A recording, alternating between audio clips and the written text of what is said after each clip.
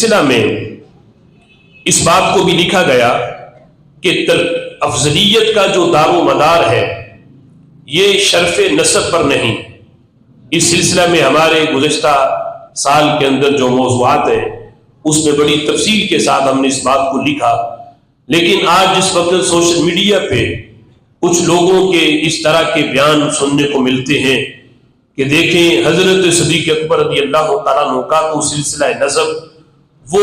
اتنی پشتوں کے بعد جا کے سرکار سے ملتا ہے، اور حضرت علی رضی اللہ تعالیٰ عنہ تو حضور کے چچا زاد بھائی ہیں، تو چونکہ نسب ان کا قریبی ہے تو اس وجہ سے حضرت علی رضی اللہ تعالیٰ عنہ کو پہلا نمبر دینا چاہیے. تو ہم یہ بات پہلے بھی بارہا بیان کر چکے کہ عقائد کی کتابوں کے اندر اس بات کو لکھا گیا کہ افضلیت کا دار و مدار شرف نسب پر نہیں کہ کسی کا نسب جو ہے وہ اعلیٰ ہو اور اسے پہلا نمبر دے دیا جائے. اگر یہ معاملہ ہو تو ایک وہ نبی کہ جو نبی تو ہیں لیکن ان کے والد نبی نہیں، اور ایک وہ کہ جو خود نبی ہے اور پھر آگے اس کا بیٹا جو ہے، یعنی ایک نبی جو ہے وہ خود نبی ہے اور آگے اس کا بیٹا ہے وہ نبی نہیں ہے. اس سے یہ بات لازم آئے گی کہ غیر نبی کا نبی سے افضل ہونا لازم آئے گا اگر بات نسب کی مانی جائے. تو اس لیے علماء نے لکھا کہ افضلیت کا مدار یہ نسب کے اعلیٰ ہونے پر نہیں ہوتا بلکہ افضلیت کا دار و مدار ثواب کی زیادتی پر ہے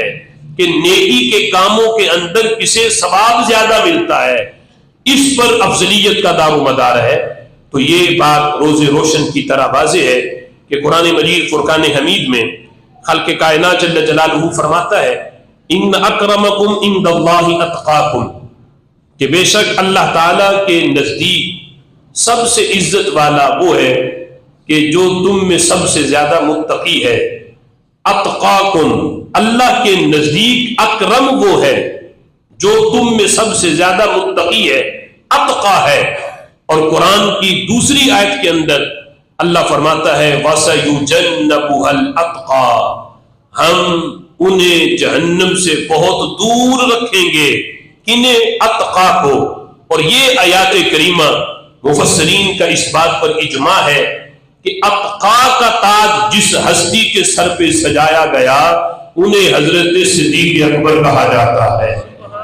یعنی یہ آیات جس ہستی کے بارے میں آئی ہیں وَسَيُجَنَّبُهَا الْأَتْقَى الَّذِي يُؤْتِي مَالَهُ يَتَزَكَّى،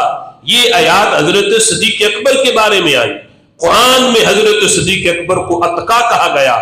اور قرآن کی یہ آیت ہے کہ ان اکرمکم عند اللہ اتقاکم، اللہ کے نزدیک سب سے